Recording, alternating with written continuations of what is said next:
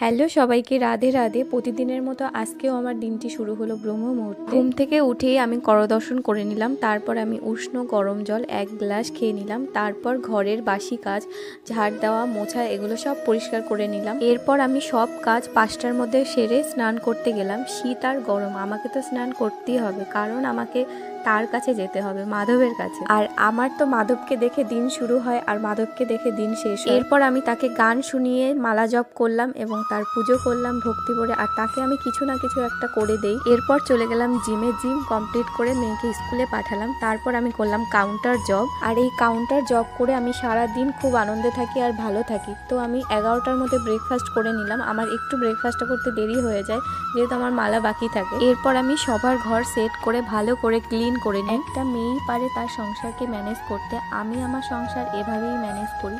সকালে উঠলে সব ম্যানেজ হয়ে যায় এবং নিজের ঘর বাড়ি সংসার পরিষ্কার করে রাখলে, যত্ন করে রাখলে, এতে নিজের মনও ভালো থাকে, এমনকি ভগবানও তাতে সন্তুষ্ট হন। আর আমি প্রতিদিন অল্প অল্প করে কিছু না কিছু কাজ করি, এতে আমার ঘরটাও ক্লিন থাকে আর আমার কষ্টটাও কম হয়। তারপর আমি কিছু জামা কাপড় ছাদে মেলে দিলাম, যেগুলো থাকে প্রতিদিনই আমার কিছু না কিছু জামা কাপড় হয়, সেগুলো আমি সঙ্গে সঙ্গেই ধুয়ে দিয়ে আমি জমিয়ে রাখি না। এরপর যেহেতু শীত পড়ে গেছে, ওই জন্য ছাদে বসে অনেক সময় খাওয়া হয় দুপুরের খাবারটা, ওই জন্য আমি ছাদটাকে একটু ধুয়ে দিলাম ভালো করে, মাঝে মধ্যেই ধুয়ে দিই, এতে পরিষ্কারও থাকে, ধুলোবালিটাও হয় না। গাইস, তোমরাও একদিন ব্রহ্ম মুহূর্তে উঠে দেখতে পারো। আমি এই ব্রহ্ম মুহূর্তে উঠে অনেক পজিটিভ এনার্জি পাই। আমি জানি না আমি কোথা থেকে এত এনার্জি পাই, কিন্তু আমি ক্লান্ত হই না। আমি যতটা সম্ভব পরিষ্কার করার, ক্লিন করার চেষ্টা করি।